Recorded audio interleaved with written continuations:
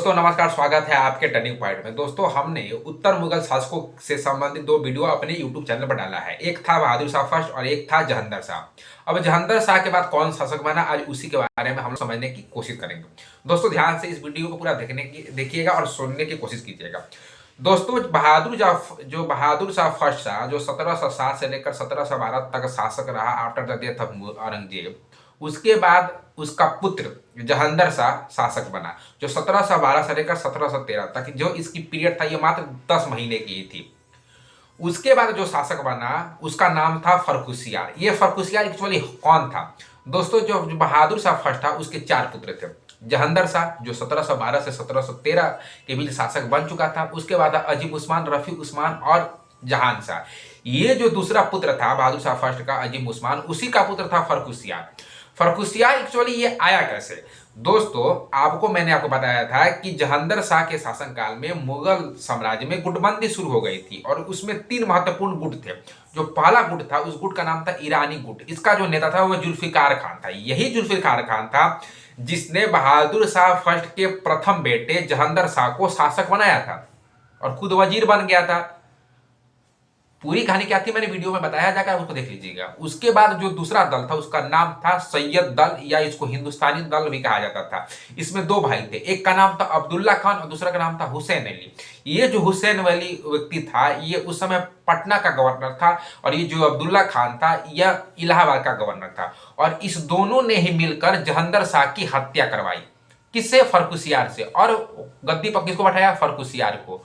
तो आपको अब समझ में आ रहा है कि मुगल दरबार में कैसे किंग मेकर एक रोल निभा रहे हैं। तो जहांगीर शाह को इन दोनों ने मरवाया, हुसैन अली और अब्दुल्ला खान, जिसको सैयद बंधु, हिंदुस्तानी दल या हिंदू सैयद दल कहा जाता था, और फर्रुखसियार को शासक बनाया।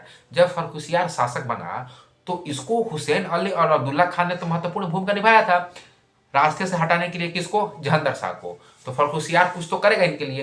तो किया क्या? तो इसने जो हुसैन अली था, जो पटना का गवर्नर था, उसको मीर बख्शी बना दिया। मीर बख्शी मुगल साम्राज्य में उत्तर मुगल समय में सेनापति कहा जाता था, कमांडर इन चीफ हो गया। समझ गया? सिंपल चीज है, समझ लीजिएगा।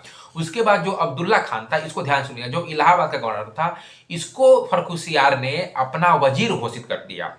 अब ये वजीर क्या होता है? दोस्तों मुगल साम्राज्य में जो वजीर होता था उसको आप प्रधानमंत्री कह सकते हैं, पर ये जो वजीर होता था इसका काम वित्तीय प्रशासन और राजस्व चीजों को देखने का काम होता था और शासक को सलाह भी देता था। इसको वजीर कहा जाता था।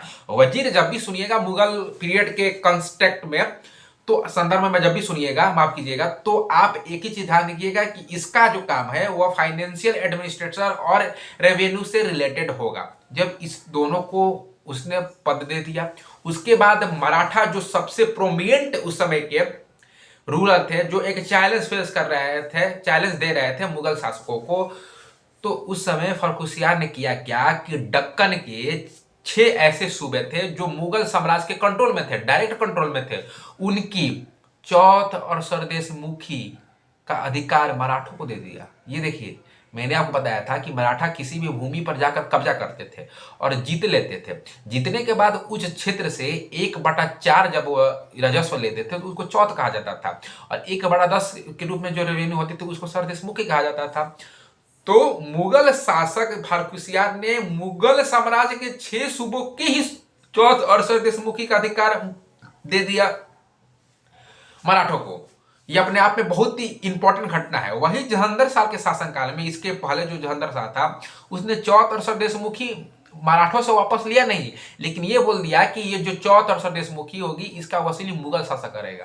फर्रुखसियार उससे आगे बढ़ गया। जब मराठों को ये चीज मिला तो उसके बदले तो मराठों को कुछ तो देना पड़ेगा फर्रुखसियार को।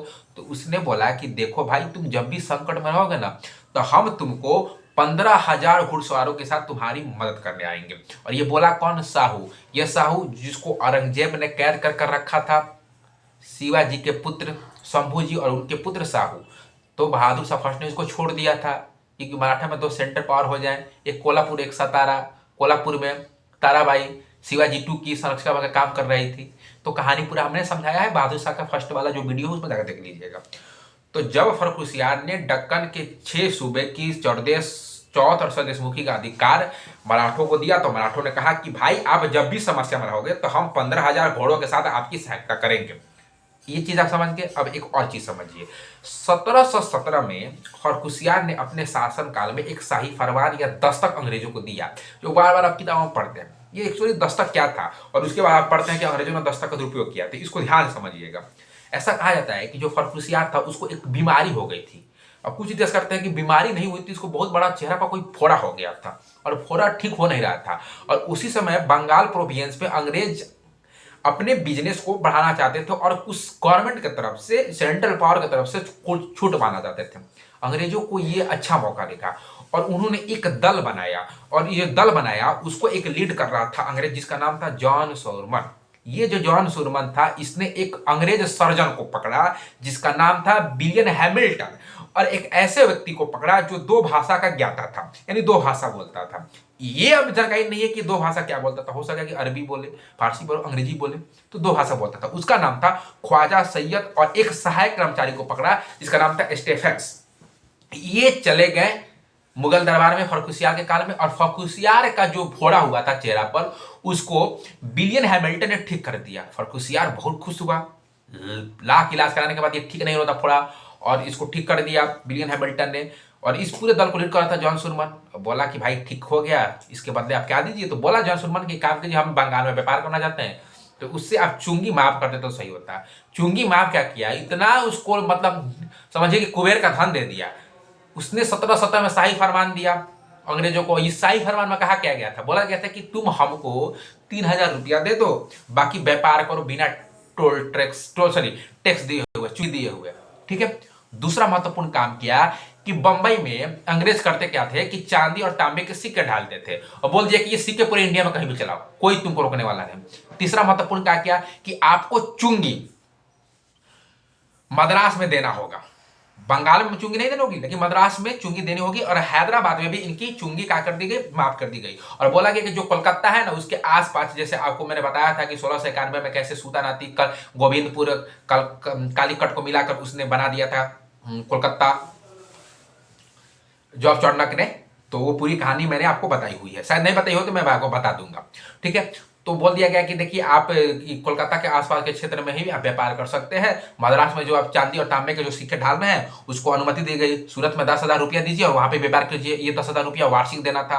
अब आपको सूरत में 10,000 वार्षिक रूप दे रहे हैं और व्यापार कर रहे हैं। बंगाल में आपको चुंगी लगनी नहीं है, सिर्फ मद्रास में देना है, और हैदराबाद में माफ हो गया। तो आपको करना क्या है, पूरा ईस्ट इंडिया कंपनी पैसा छापती रही।